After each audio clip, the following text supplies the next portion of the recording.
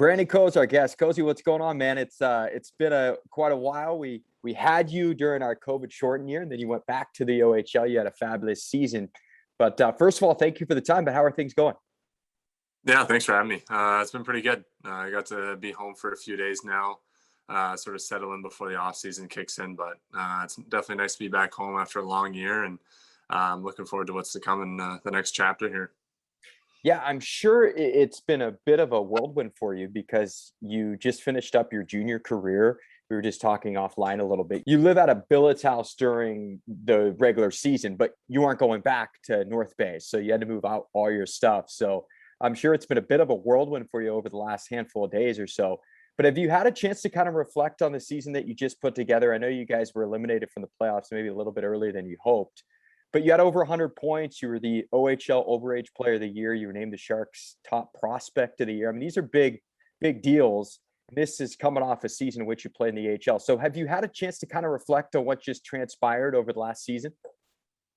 Not really, to be honest. I think my main focus towards the end of the year was just focusing on playoffs. And then once, like you said, with the top prospect of the year and being the Overage Player of the Year in the OHL, I didn't really have too much time to let that sink in. I was sort of still focused on playoffs, and I think over the next week and a bit here, I'll sort of reflect on my season. And the past couple of days, I just sort of been spending some time with family and getting used to being back at home. But yeah, so I think it's definitely going to take a little bit of time to settle in and reflect on my year a bit. But yeah, it's definitely nice to acknowledge those things during the year, but it's hard to sort of appreciate them to the most that it feels for me. So, but yeah, so definitely over the next couple of days, hopefully it'll start to sink in a bit more.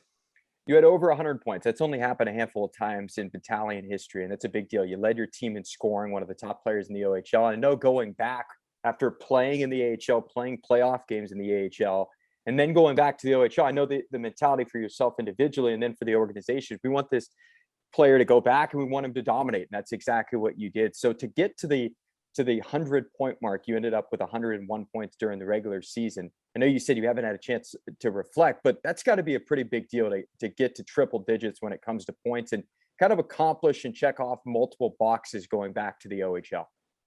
Yeah, it was really cool. I think guys before the game I got 100, they were sort of hinting at it and stuff like that. And I think once I got it, it sort of sunk in a little bit where I got 100 points, and it was definitely crazy. And I never really had a year in the OHL where I really took off like that. And it was nice to have a year for myself where individual statistics where I had a little bit of a breakout year. And I think that's what the guys in San Jose said for me to go back this year and just dominate and do the best I can and be the leader that the younger guys on our team needed since we were a pretty young team. So I think just focusing on those two things helped me a lot this year. And but yeah, definitely did feel good to get 100 points for sure. We're talking to Sharks forward prospect Brandon Coe. You know, before you dreamt of playing in the NHL, you dreamt of playing in the OHL. Those are the games you went to as a kid. That was basically your NHL, although you did root for a little bit for the local team in the Maple Leafs. You were a big Pens fan as well, but it was the OHL where you first kind of fell in love with a higher level. You had to go to the AHL for a season because there was no OHL year when COVID struck. Did you feel like going back to the OHL this past year that you had something maybe not to prove, but that you hadn't quite finished all that you wanted to accomplish in that league? Oh, definitely. I think after my draft year, I felt that I had a good year, and then proceeding after COVID and not knowing if the OHL would start and playing the whole year with the Barracuda was definitely different. And I didn't know how long I was going to stay the whole year. Everyone kept asking me, Cozy, when you going back? And I didn't have an answer for them the whole year. So it was definitely different playing there. And I gained a lot of experience and playing with older, stronger guys and not much time out there on the ice with the puck. So I think that helped with my transition back to the OHL this year. But yeah, it was definitely good. And I knew going into this season that I needed to have a breakout year for myself and try to earn myself a contract and make bigger steps to my pro career and into the next chapter for myself. So yeah, it was definitely a main focus of mine to have a good year and try to lead my team as much as possible. And I think I've done that for the most part. You talked about earning that contract. You signed your first NHL deal back in December. In fact, you signed it on your birthday, which I'm sure was kind of a cool experience. Most fans, I don't think, realize when you get drafted, you still have to sign, and it's not a guarantee that you're going to get a contract. So it's kind of like, we're going to draft you, and then you've got to prove it over the next, period of time to earn that contract. You got that contract. Did that change your approach this past season once you got the deal, or were you still just laser focused trying to accomplish as much as possible while you're in the OHL? Yep, I think going back, it was definitely one of my main focuses to play hard every night and try to lead my team as much as possible, and obviously to work forward to earning myself a contract. And once I did sign it, it did feel really good for myself. But and then there was the next goal where I wanted to just lead my team as much as possible, clinch our division, and obviously I did have 100 in the back of my mind for my point mark. But there was also different goals that I always wanted to look forward to for the rest of the season. And I think it pushed myself a little bit more once I did sign that contract to, focus on the remaining of the year, and that I did know that I was going to go to San Jose the year after, and something to look forward to for the next chapter. But it was definitely a little bit more of a push afterwards after I signed. So yeah. Was it a little bit bittersweet to see your junior career come to an end? As we mentioned, you always wanted to play in the OHL, and for it to come to an end, the finality of it, I'm sure that was a little bit of a shock to the system. Has it been a little bit bittersweet just thinking about that chapter of your career coming to a close?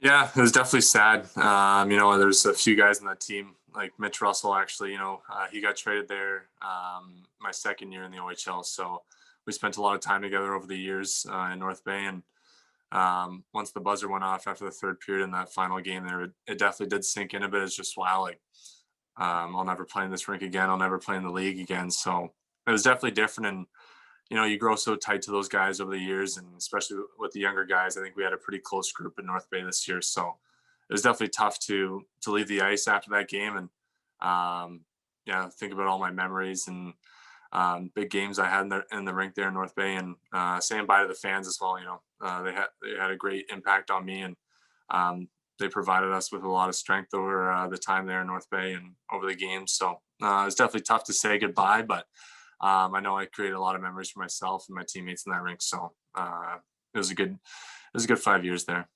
We're talking to Brandon Coe, Sharks forward prospect. You mentioned your teammate, Mitchell Russell. He will be joining the organization as well.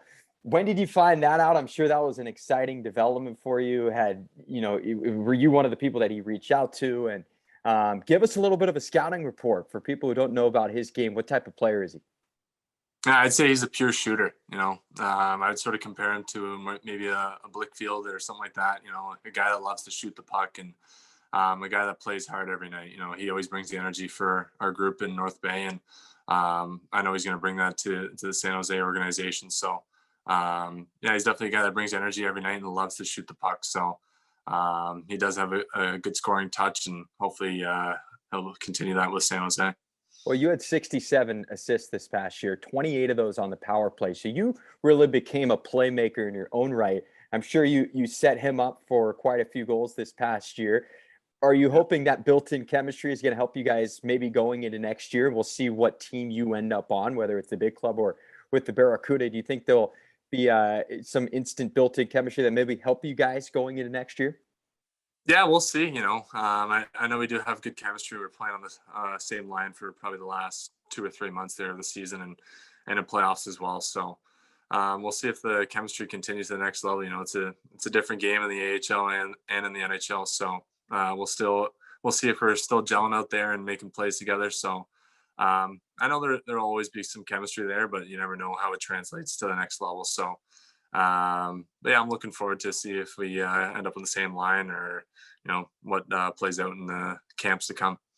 So what do you feel like improved the most in your game this past year from what we saw from you the year prior in the AHL? What really took a big step in your game? I think just my consistency. I think that was one thing I really had to focus on, just to be the same player every night and play the same way. Bringing the same energy. Not quitting on plays and making sure I'm back checking every shift, and just trying to be the complete player that I try to be every night. And I think I made great strides for that for myself this year. Just bringing the consistency. If I'm not scoring or if I'm not making plays, I try to bring some my physical play into the factor of the game and try to make some space out there for my teammates. So if I'm not doing one thing, I'll try to do the other and just try to be the most consistent player I can. And I think I did that for myself this year. Yeah, with your frame, you talked about consistency. Maybe you don't have the offensive game going one night, but you have the physical frame to be able to insert yourself in that element of the game. Is that something that you feel like you can always rely on? Maybe I don't have it clicking tonight, but I can generate energy for my team, for my line by just throwing my weight around a little bit. Yeah, for sure. I think there's not every night you're going to be scoring and putting up all these points. So I think just trying to bring something to the game every night is a big factor in hockey. Whether that's getting a big hit for the boys, trying to get some energy going, or even a fight. Who knows what you have to do to get the boys going, or try to have an impact on the game for yourself. So I think just trying to have an impact on the game was the biggest thing I focused on this year. Try to be a factor on the ice, whether that's by scoring or, like I said, getting in on the forecheck and making space for my teammates. So just trying to bring anything to the game as much as possible. You guys did have a young team this past year in North Bay, and you were given an A as an alternate captain, taking over a leadership role, something you had not done prior. Now, you went to the AHL, you learned from pros, you saw what it took to be a pro on a day-to-day basis. Beyond just feeling more comfortable offensively, feeling like the game is slowed down going back to the OHL, did you feel like you extracted a lot of some of the leadership capabilities, some stuff kind of came out of you just from the experience in the AHL that you were able to maybe bestow on some of these younger players when you returned back to North Bay?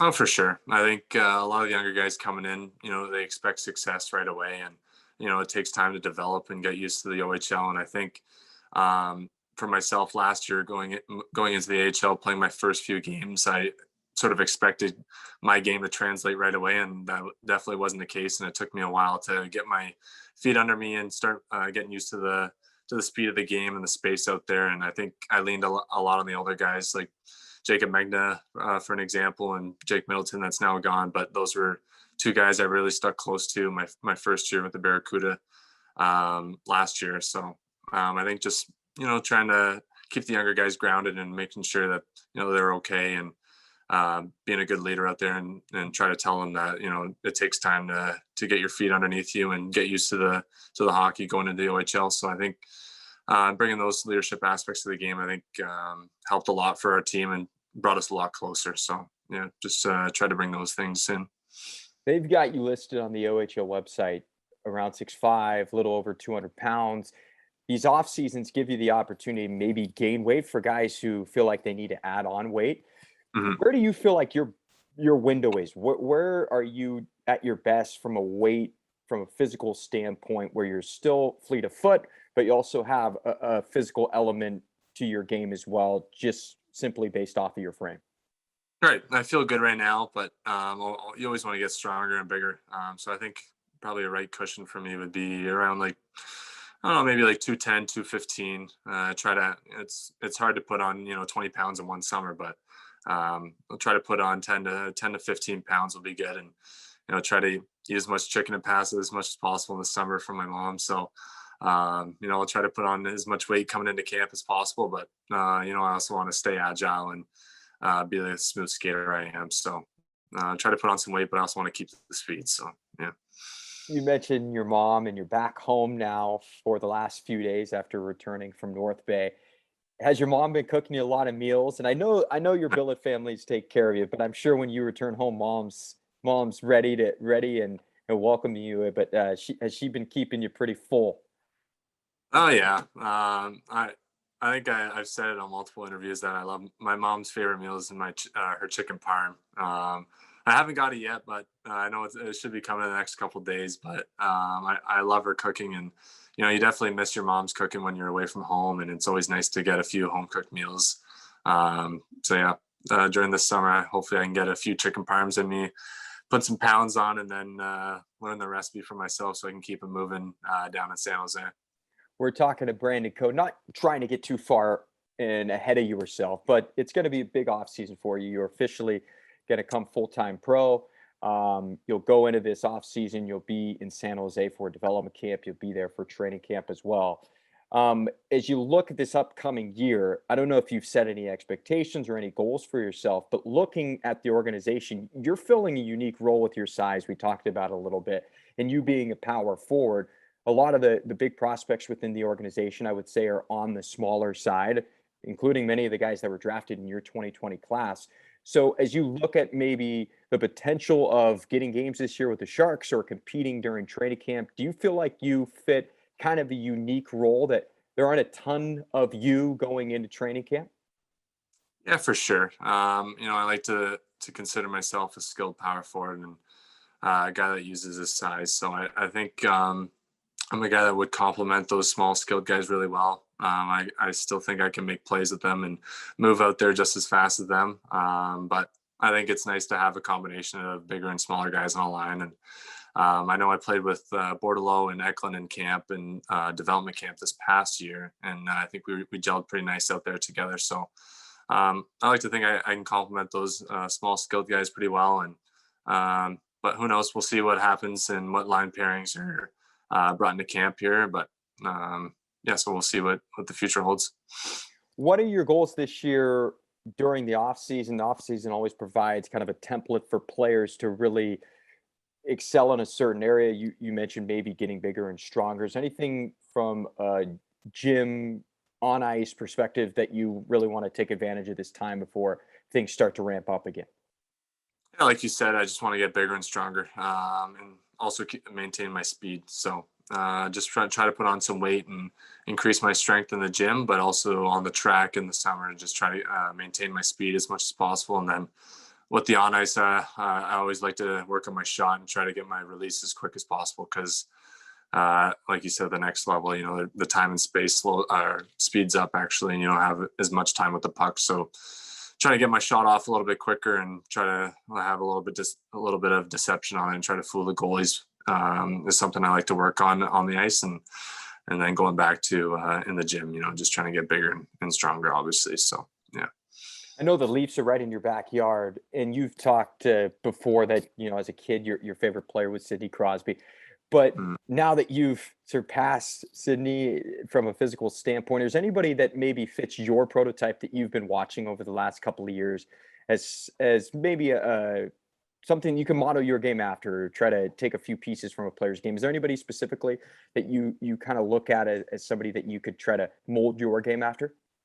Yep, I think I always like watching Crosby growing up and those skilled guys, but those guys are once in a generation type players. So I learned that pretty quickly for myself. But I do like watching Alex Tuck on Buffalo, and I know J Mac and we watched some clips on him and try to bring a little bit of his style of play into mine and try to watch what he does well out there and take things from his game and try to put it into mine. So I think we're built the same way. He's a big guy and he skates pretty well out there, and he can use his shot and use his speed to take the lanes to the net. And but at the same time, he can also make plays for his teammates. And like I said, get on the forecheck and not afraid to throw his weight around and make some space for his teammates out there. So he's definitely a guy I like to watch out there and grab a few things from his game.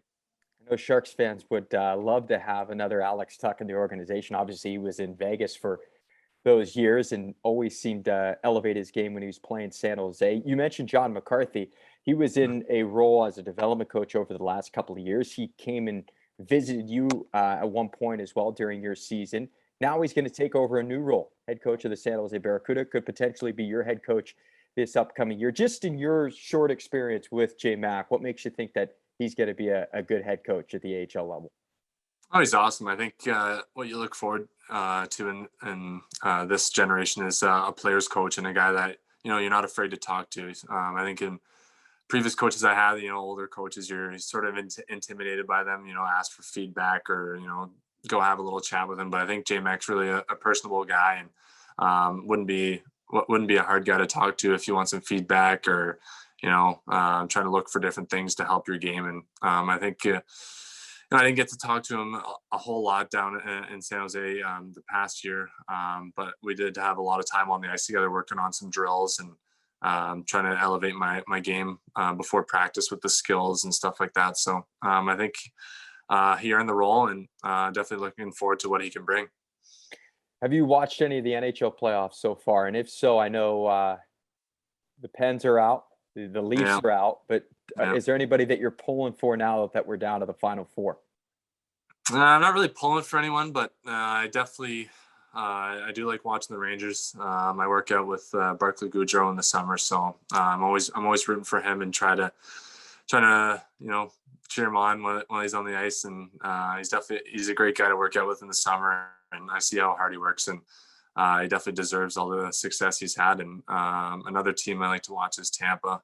They're definitely a fun team to watch and have a lot of skilled guys in their team. And Kucherov, every time he's on the ice, he's doing something special, and definitely exciting games to watch with those guys. So I like watching the Rangers in Tampa. So I think it'll be a good series. We've talked about this a little bit, and there's that connection with the battalion with yourself and Barclay Goodrow. And you told me in the past that, again, as you just alluded to, you work out with him a little bit in the off seasons out in Toronto.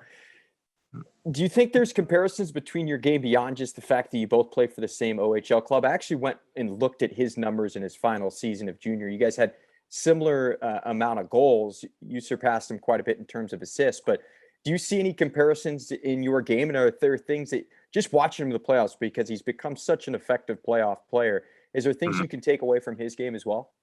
Yeah, for sure. I think he plays a really great 200-foot game, from the games that I've watched. And from my coach, Stan Butler, my past battalion coach, he always told me that Barks was a guy that loved to play the 200-foot game and was a very complete player. And especially watching the playoffs, he won the Stanley Cup last year, and then now he's on the Rangers and they're back in the conference finals here. So he's definitely a guy that plays the complete game and plays great in his D zone. And once he gets the offensive zone, he's not shying away from scoring goals or setting up his teammates. So I think playing a complete game is definitely something that we can compare it to. I like to take pride in my defensive game, whether it's getting pucks out the walls or blocking shots. So I think just playing the complete game is something I can definitely take away from his game and try to implement into mine. You talked about yourself being a skilled power forward. In your mind, what makes a really good power forward, at least a modern power forward? I think just getting in the forecheck and using your speed. I think a standard power forward, he gets in, makes space for the skilled guys, but I think I can sort of bring that skilled aspect into my game as well while bringing the physicality. And so I think just using your speed and sizes to your advantage. But I think the modern day power forward sort of fits my build a bit more. I like making plays, and obviously I love scoring goals. So I think just being a skilled power forward out there is my game for sure. We're talking to Sharks forward prospect Brandon Coe. You're back in Ajax, Ontario, your hometown.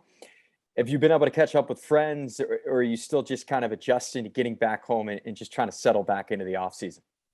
Yeah, I saw a couple of my buddies who went out for a round of golf yesterday, but it's definitely been a little bit overwhelming coming back. I have a few buddies texting me, Cozy, come hang out here, but I haven't seen my mom in a while, so it's nice to spend some time with her and try to settle down a bit before I go out and doing all the sorts of things, and especially getting rest before my off season starts. So, but yeah, it's sort of all over the place right now, but I'll make some time for everyone for sure.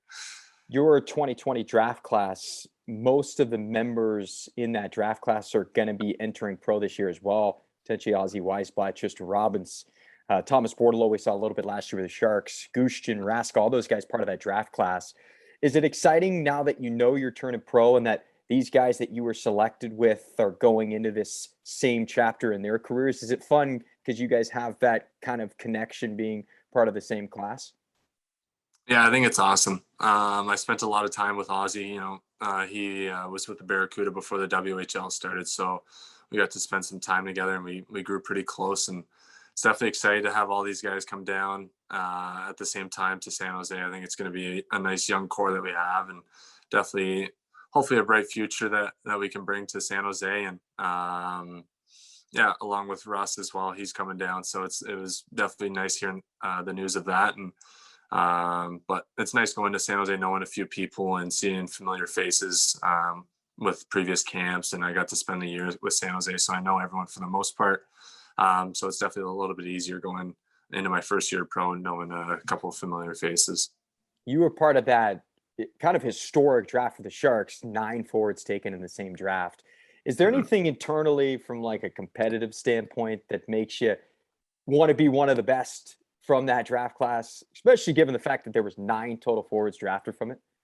Oh, for sure. I think in anything you want to be the best. You don't want to be one of the best. You want to be the best player out of the draft, and try to make strides to make the Sharks as quick as possible. So there's definitely always a competitive standpoint. As much as I love Oz and all the guys in our draft class, but you want to be the best, and on the ice you can be competitive, and hitting each other on the ice and trying to compete as much as possible, and then off the ice you can be best buds. So I think in anything in life you want to be the best that you can possibly be, and that's what I'm trying to do moving forward to this season.